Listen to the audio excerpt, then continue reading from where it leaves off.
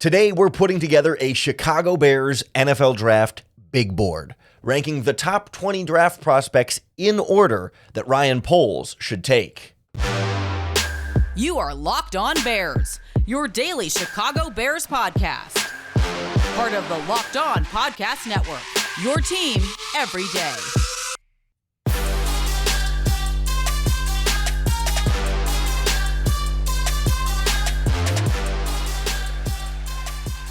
This is Locked On Bears, and I'm your host, Lauren Cox. I'm here to bring you your daily, in-depth Chicago Bears news and analysis. You can follow me on Twitter at CoxSports1. You can follow the podcast at Locked On Bears on all of your favorite social media platforms, including the Locked On Bears YouTube channel, where you can subscribe and keep up with all of our video podcasts as well. Thanks for making Locked On Bears your first listen today. We're part of the Locked On Podcast Network, your team every day. Today's episode is brought to you by FanDuel. Make every moment more. Right now, new customers get $200 in bonus bets with any winning $5 bet. Visit FanDuel.com/lockedon to get started. On the show today, we start ranking NFL draft prospects from a Chicago Bears perspective.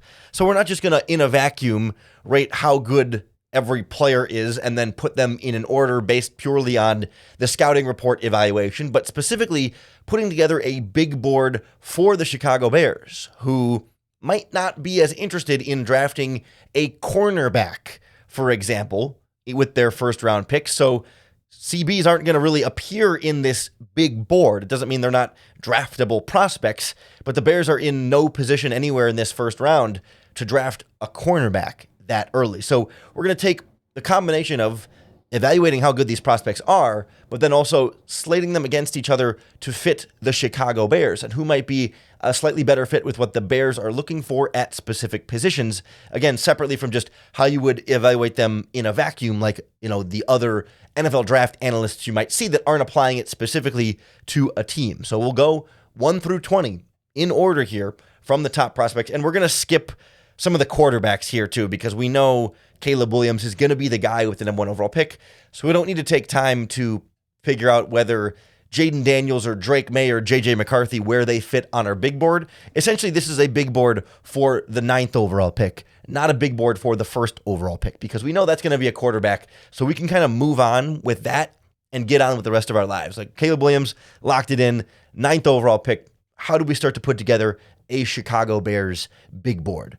To me, I separate these top 20 players really into like 3 different tiers, where to me, there's 5 guys at the top that are all relatively close. We're still going to put them in an order, but there's a group of 5 at the top that are the best of the best guys you want to get with the 8th overall pick. And then there's another about 6 players I think are that second tier for me, that it's okay, first of all, you're guaranteed one of these top 5 guys more or less anyway, but if you had to settle for one of these next 6, all right, you wouldn't hate it, but ideally you'd trade down a couple spots and land someone from that second tier. And then the final 8 or so here, numbers 12 through 20, that's a little bit more okay, if you were to trade down from 8, these are not players you're going to take with the 8th pick, but you got to be prepared in case you end up trading down and still have players ranked on your big board. And that's kind of how this will play out. But if we start with the very cream of the crop here, the conversation for a Bears big board, once you're past the quarterbacks, then it starts purely with the wide receivers. The very top of your big board has to include, if not all 3 of the top 3 wide receivers in order, it's going to have them certainly all 3 in your top 5 Bears players, right? It's some combination of Marvin Harrison Jr., Rome Odunze, and Malik Nabers. I don't know how important it is to sit here and argue and nitpick between the 3 of them in the exact order. But for me personally, I put Malik Nabers number 1 ahead of Marvin Harrison Jr. I put Marvin Harrison Jr. 2, and I put Rome Odunze at 3. I think those are the 3 best players in this draft outside of the quarterbacks. And if we're putting the quarterback conversation aside, it's those 3. I put Malik Nabers, again, we're nitpicking here, just slightly ahead of Marvin Harrison Jr. I think he's a smarter receiver. I think he's more well-refined. I think he's a slightly better athlete as well. I just feel like I can do a little bit more with Malik Nabers. And I think with Marvin Harrison Jr., who is a great prospect, and will make whatever team drafts him very, very happy. Like, I'm not here to criticize Marvin Harrison Jr. and say he's not good by any means. He's great. He's number 2 on the big board here. I go Neighbors, Harrison Jr., Odunze. But like, I think there's little things about Marvin Harrison Jr. that we fall in love with the name and the Ohio State and the big plays that he makes, and we overlook really little things in terms of like the way he attacks the ball sometimes. And I think there's some potential for drops there in terms of letting the ball come into his hands low quite a bit. And I don't know that we see him do as much as we've seen Malik Neighbors do. And I think Neighbors also with his pro day measurements and stuff like is just a better athlete comparatively. And like Odunze is bigger and I think a little bit of a better athlete too, but I think Harrison makes a little bit more like the explosive plays, but I think Neighbors and Odunze are better after the catch. So again, you start to nitpick all 3 of these wide receivers. It's all 3 guys are 1A, 1B, and 1C in this draft class as far as non-quarterbacks go. So I'm not here to, like, if you think Marvin Harrison is the top guy in this draft, I'm not here to disagree with you per se, but if I'm putting my money on it, I had to separate them, gun to my head. It's Neighbors 1, Marvin Harrison Jr. 2, and Rome Odunze 3. Most people I think you'll find in the draft world feel similarly in some order of those guys being head and shoulders above the rest of this draft class, more or less regardless of position. I mean, these are 3 top 5 caliber wide receivers that you hope one of them makes it to the 9th overall pick. From there, it opens things up a bit more. I still include 5 guys in this top tier. I think there's probably a slight separation here that the 3 wide receivers are probably a half step better than everyone else in this draft group. But I don't want to separate this into 20 tiers for 20 different players. So these guys are all the guys that you'd be really happy with the 8th overall pick. So I go Neighbors, Harrison Jr., Odunze, 1, 2, 3. 4 for me is Dallas Turner, the edge rusher from Alabama. And then 5 is Joe Alt, the offensive tackle from Notre Dame. We talked through the debate between these 2 prospects last week on the podcast. So go back and take a listen to that if you have not yet, because we talk a lot about, again, nitpicking between 2 very, very good players. Joe Alt, blue chip franchise left tackle. Dallas Turner, blue chip franchise pass rusher opposite Montez Sweat. But I think if I'm ranking a Chicago Bears big board, the edge rusher there is slightly more important to me and my roster right now. And I think they're similar caliber of players. And so if all other things are more or less equal, then if I'm putting together a big board, need can then play into the factor of, if you're trying to decide best player available and these 2 players are pretty damn close, all right, then need can be the tiebreaker there, if you will. And I think Dallas Turner is a franchise pass rusher, to be the opposite of Montez Sweat. He's got the kind of speed and bend off the edge that I think the Bears value at that position. He's got some decent length in there too. Like, I just think he's a perfect fit to be able to pair with Montez Sweat on this defense. And not that Joe Alt wouldn't be a perfect fit at left tackle, but to me, like, these 5 guys are really what represents the top tier of NFL draft prospects for the Chicago Bears with the 9th overall pick. Again, taking away the quarterback position. The Bears are almost guaranteed one of these 5 players. There's a chance, I guess, that, not all 4 quarterbacks go in the first 4 picks, and somehow all 5 of these guys are gone, plus 3 quarterbacks or whatever, and then the Bears are left with none of these guys.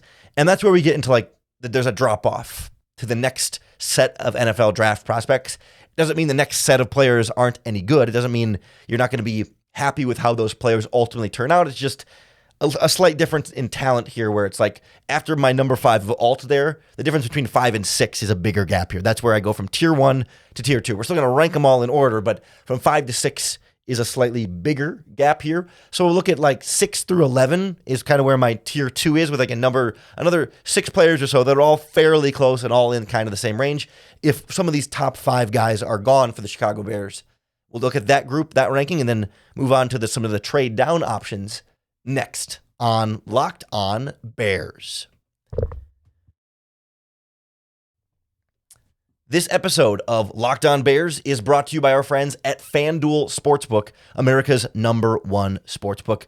The sports calendar is loaded, and FanDuel is making it even more exciting to get in on all the action, because right now, new customers get $200 in bonus bets with any winning $5 bet. So you bet $5 on anything. It could be any sport, any bet, and if that bet wins, not only do you get the winnings for your $5 bet, but then they're going to add an extra $200 in bonus bucks that you can use to bet on the college basketball tournament. Baseball season started.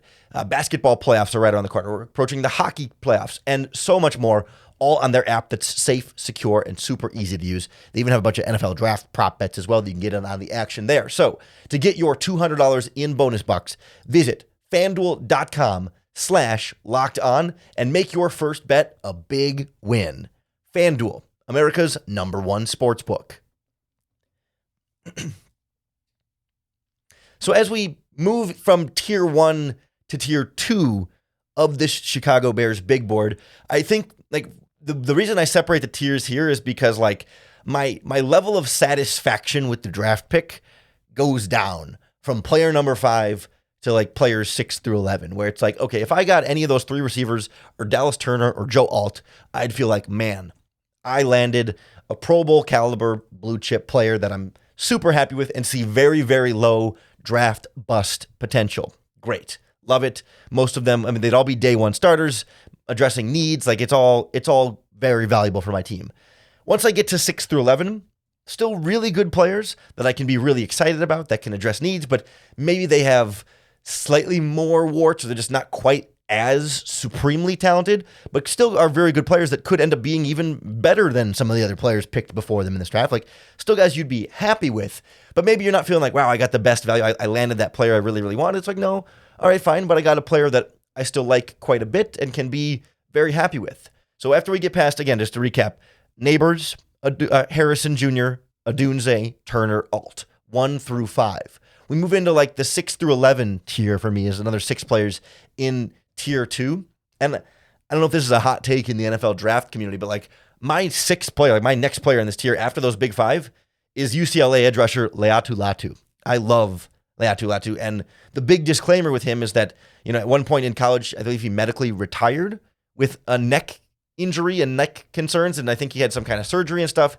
And so we're not going to sit here on this podcast and pretend to have the in-depth medical evaluations on Leatu Latu. I mean, I don't know. I mean, all signs have been good, and haven't been like a giant red flag out there that, hey, there's not whispers that it's actually bad. It's more just one of those things that you have to be comfortable with as a team. The risk of does something like that potentially pop back up later on, or does the wrong hit really make that serious, and then he has to retire from the NFL, and then, you know, you'd end up not getting 4 years or 5 years out of your first round pick. You know, like that's the concern there.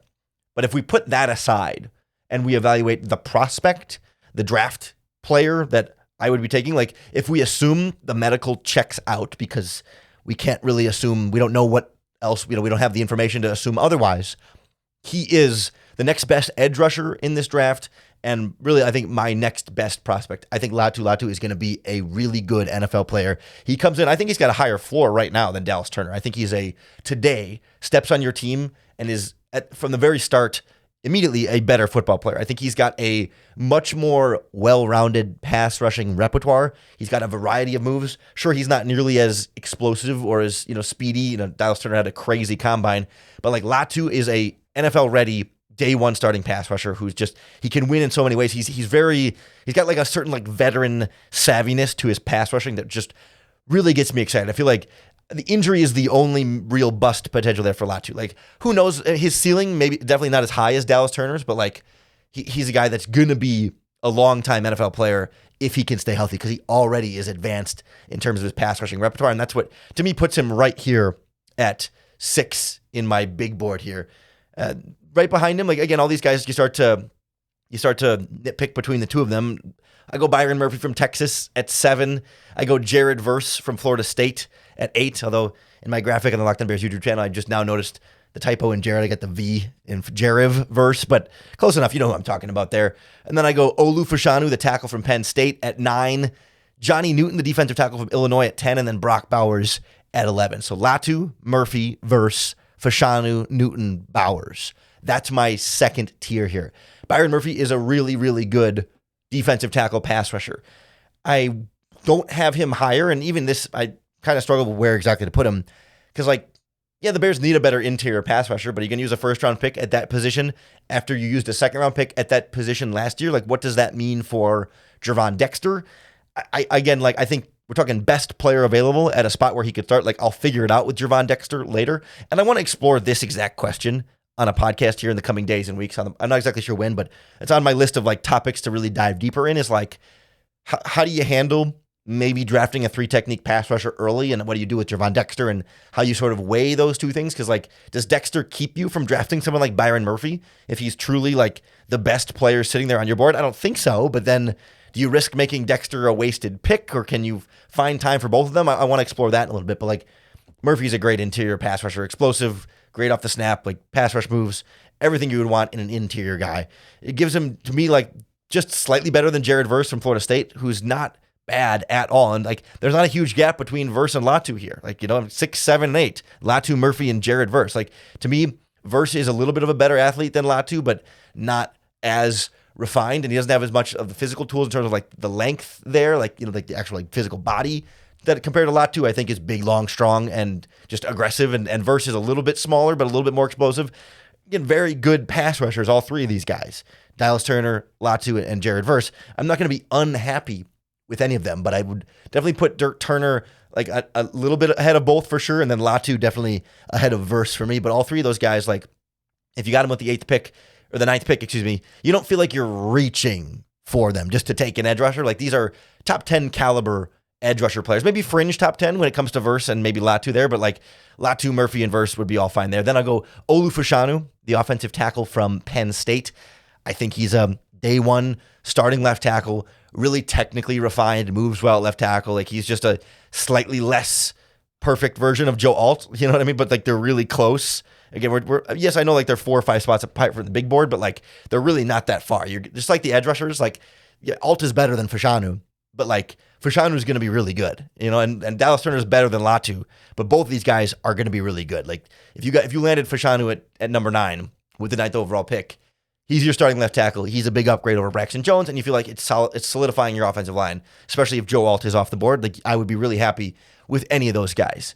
Johnny Newton at 10 is the first spot where I feel like, okay, maybe I would feel a little bit, I don't know if reach is the right word, but just not getting as much bang for my buck as I'd like. Like, I still keep him in this tier in terms of the caliber of player that he is. I think he's got a bunch of upside as another, like, dynamic interior pass rusher. He's got some injury questions from lingering from this past season. He wasn't able to do the combine, and I don't think he's been able to do pro day stuff very much.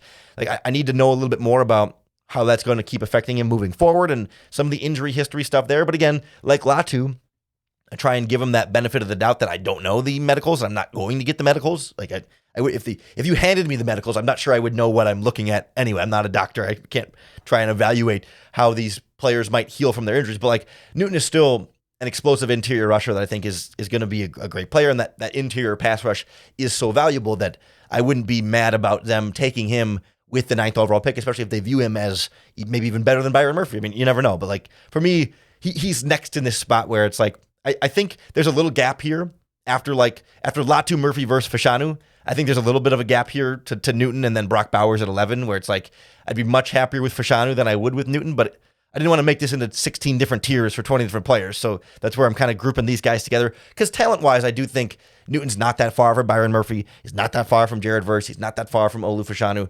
It's just, a little bit apples and oranges when it comes to different positions. And that's where I throw Brock Bowers in here at 11, where it's like, I think Brock Bowers is a better player than this. I think Brock Bowers, in terms of if we were just doing purely talent and not just where the Bears might take him, he might be 4, 5, or 6 on this list instead of 11.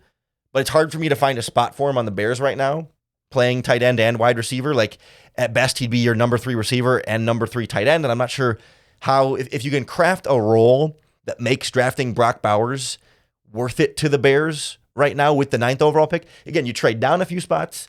We can talk about it a little bit more, and that's why he's down here at like 11, but he's definitely like a lot more talented than some of the other players later on this big board. So I didn't want to move him down too far, but he's not a guy that I'm like excited to run to the commissioner and turn in my draft card with the 9th overall pick. But I know I'd be getting a good player, so I wouldn't be that mad about it. So that's why he's in this guy. So again, to kind of bring us up to full speed on the big board, to recap: Malik Neighbors, Marvin Harrison Jr., Rome Odunze, Dallas Turner, Joe Alt. Those are your top 5. And then Laiatu Latu, Byron Murphy, Jared Verse, Olu Fashanu, Johnny Newton, and Brock Bowers round out the top 11 there. Because I think then after Brock Bowers here at 11, we reach another big gap where it's like, okay, any of those top 11 guys, those are really solid first-round guys that are all fringe. They're all either definitely top 10 picks in the draft or fringe top 10 picks in the draft where it's like I'd be fine taking one of them at the 9th pick or ideally trading down a few spots and still being able to land one of those players.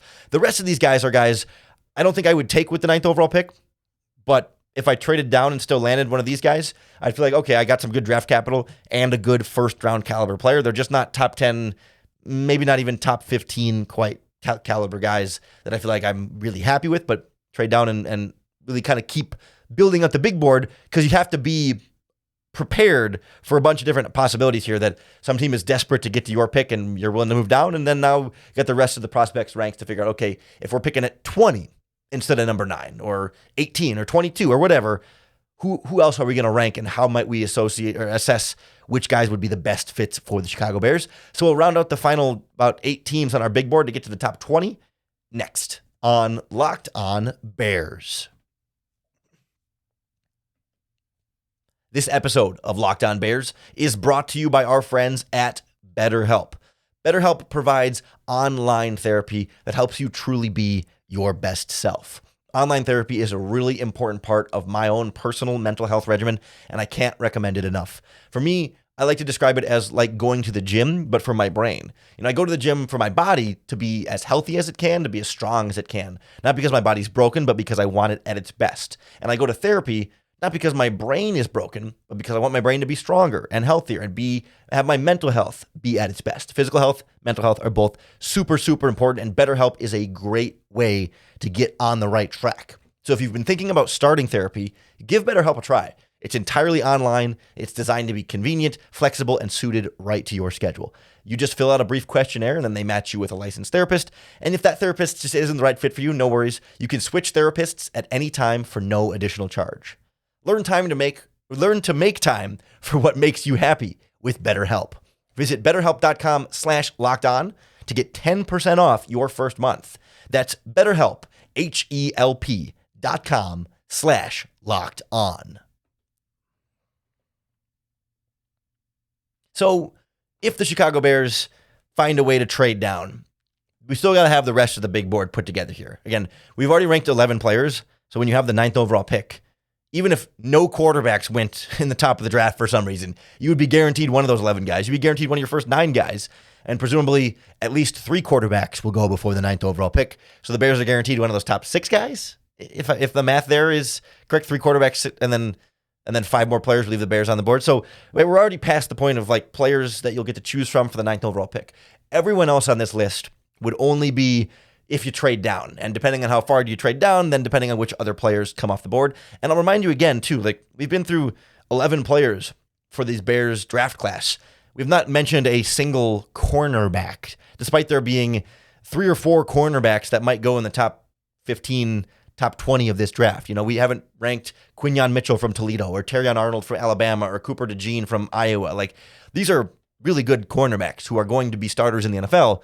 But the Bears are not going to draft a cornerback in the first round. Like, even if you trade down to 20, like there's just no way for the Bears to draft a first round pick at cornerback. It's just not realistic. Essentially, they're not on the board. Like there's not a pick in the first round at least that I would take any of these corners. It's just not realistic for the Chicago Bears. That's the main position that I think I've completely avoided. That and QBs, right? I'm not ranking any other QBs in here because we're drafting Caleb Williams, and then you don't need to rank where Bo Nix and Michael Penix might fit. There's certainly going to be potential first-round guys, but just not for the Bears with any of their other picks. So that's where, again, like we start to get down to players that are in the 11 through 20 range here. Like there's going to be other football players that we haven't mentioned that are better players, but this is a Chicago Bears specific big board. So again, one more time, a really quick run through. Malik Neighbors, Marvin Harrison Jr., Roma Dunze, Dallas Turner, Joe Alt, Laiatu Latu, Byron Murphy, Jared Verse, Olu Fashanu, Johnny Newton, Brock Bowers. Top 11. Now we break to the other tier of like trade down, but still going to be in order here. So like I didn't like these. When you get to these players, I'm less specific on the exact order. Like, okay, do I think, if you wanted to transpose a couple of these guys up or down in 1 or 2 spots, I don't have like the strongest feeling. Like, number 12 for me is Talise Fuaga from Oregon State, who I'm just not a huge believer in. I don't know if he's going to be able to play tackle in the NFL. He's mostly played right tackle at Oregon State, so the transition to left tackle for the Bears would be interesting. I mean, maybe he could end up playing. He's a little big to play center though, so like that's where I struggle with him. Where I think he's a better player than 12 here for me, but like it's not. It's kind of a weird fit with the Bears, but I didn't want to just move him super far down and be too, disrespectful or just not acknowledge how good of a player he is. But like 12 for me is Talise Fuaga from Oregon State, 13 Brian Thomas Jr., the wide receiver from LSU, 14 Alabama offensive tackle J.C. Lathan, 15 the center Jackson Powers Johnson from Oregon. Then you've got Chop Robinson from Penn State, Xavier Worthy, the wide receiver from Texas. I put Troy Fautanu from Washington in here, Darius Robinson from Missouri, and then Tyler Guyton from Oklahoma, the offensive tackle, rounds out the end of the top 20 here. So I go tackle, wide receiver, tackle, center, edge rusher, wide receiver, offensive lineman, edge rusher, offensive tackle. And we could spend a lot of time on any of these guys individually. I mean, Fuaga, again, I've got some concerns there. I think Brian Thomas Jr. is the fourth best wide receiver in this draft. Gets overlooked because he's Malik Nabers' teammate. He might not be like that true, number one, at least not right away. But with Keenan Allen and DJ Moore, I think he can be great, like special when he doesn't have to have all the attention on him there, and he hasn't really had all the attention on him at LSU. But that's what I mean. Like, I think he can be something big, fast, strong. Some of the tools at wide receiver that you just can't coach. Then like J.C. Latham from Alabama, another one of these. Like he's not a totally perfect, ready to go left tackle right out of the box. But like I think he's good enough to start as a rookie and be an upgrade over Braxton Jones, and then keep getting better as he plays. He's a little bit raw at it, I believe, and still needs to fine tune some things. Kind of like Darnell Wright last season, but not quite as good. But like in that same vein, where it's like you believe in him as a guy who can develop into a great left tackle. He's just not there yet. Whereas like Joe Alton, Olufushanu, we talked about earlier, are both like already kind of there, and that's where that's really valuable. Jackson Powers Johnson from Oregon at what is that? The 12, 13, 14, 15 here, like best center in this draft.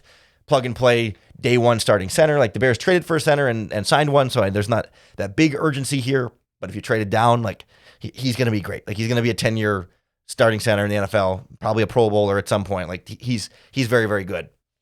Then you get back into like the next tier of edge rushers, which is definitely like a big drop down from Latu and Verse that we talked about earlier. Like Chop Robinson from Penn State, a little bit more raw, but again, dynamic speed athlete off the edge, like someone who can bend and turn the corner really, really well. Like needs to develop some additional moves there. Maybe needs to be a little bit more firm in the running game, add a little bit of weight there and some strength there. But like a piece of clay, again, like Leonard Floyd's not a direct comparison in terms of the skill set at all. But like just to give you like a Bears name of like a guy who, okay, obviously had speed and edge bendability, but was raw and a little bit undersized in that regard and needed some molding along the way. Like Chop Robinson is, again, not a one-to-one comparison at all to Leonard Floyd, but that style of like prospect in terms of what you're getting there, just not as good, not as explosive, not as Leonard Floyd-y, but like in that same kind of vein there.